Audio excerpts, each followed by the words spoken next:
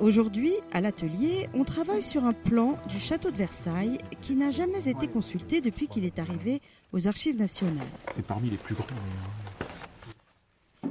Le directeur du centre de recherche du château de Versailles a fait le déplacement et le découvre sous nos yeux. On découvre progressivement bien sûr.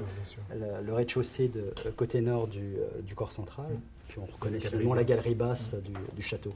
Mais c'est vrai que c'est impressionnant de les voir pour la première fois. Ben oui, c'est des plans qui sortent jamais, sortent de les pas. voir comme ça en direct. C'est vraiment. On voit qu'ils ont vraiment qu'ils l'ont utilisé parce qu'il y a des calculs comme ça dans les petits coins.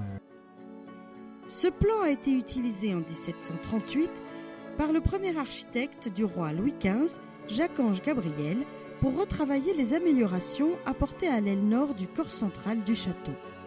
Pierre Jugy, le conservateur de ces plans, remarque immédiatement l'incroyable valeur de cette archive. En deux mots, tout ce qui est à l'encre, c'est l'état vers 1738. Et tout ce qui est difficile d'ailleurs à lire, comme ça, griffonné, c'est Gabriel qui a lancé c'est des esquisses. Parce que c'est même pas des traits hyper précis, c'est vraiment non, c'est vraiment une esquisse, c'est le jet, il a jeté comme ça. Oui, qu'on a du mal à voir d'ailleurs. Et qu'on a du mal à voir, Pas moins qu'une esquisse à main levée de Gabriel, l'architecte de l'actuelle place de la Concorde.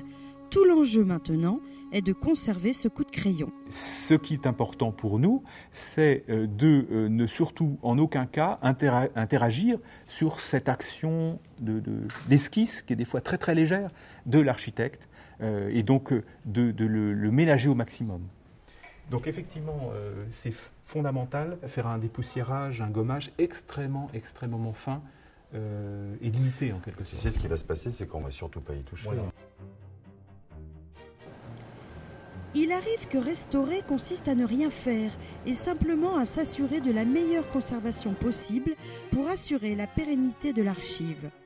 Et c'est la numérisation de ces documents qui va permettre de les communiquer au plus grand nombre pour que chacun puisse à son tour toucher du doigt ce miracle entrevu dans l'atelier de restauration. On n'aura pas de retouches ponctuelles à faire. Non, ça me très bien semble raccordé. parfait.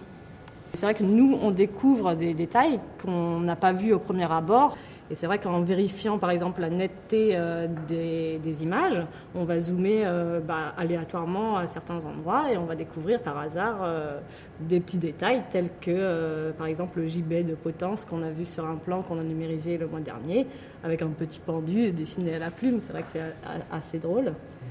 Et ici, par exemple, on peut voir l'église Saint-Antoine, je crois, ou des petits hangars, des petites fontaines qui nous permettent mieux d'imaginer la vie à l'époque et ce qui entourait non pas seulement le château de Versailles, mais le village alentour. Les plans de Versailles conservés aux Archives nationales couvrent l'évolution du château et de ses différents détails sur plusieurs siècles. Ils apportent une vision précise des transformations qu'a connues le château depuis sa construction sous le règne de Louis XIII jusqu'à la fin du XVIIIe siècle.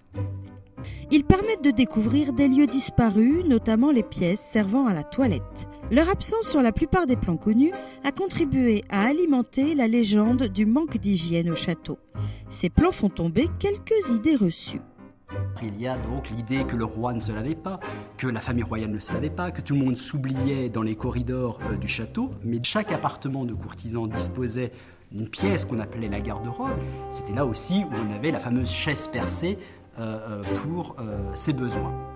Le roi Louis XIV attachait une grande importance à ce genre de détails. On a les plans aussi pour Trianon, où il demande clairement à son premier architecte d'aménager particulièrement bien le lieu d'aisance de Madame de Maintenon, donc son épouse secrète, où il demande de dessiner des petites fleurs, etc., sur les vitres du cabinet de chaise de Madame de Maintenon. Voilà donc comment l'étude des plans du château de Versailles nous permet de découvrir les aspects les plus intimes de la vie des souverains des temps passés.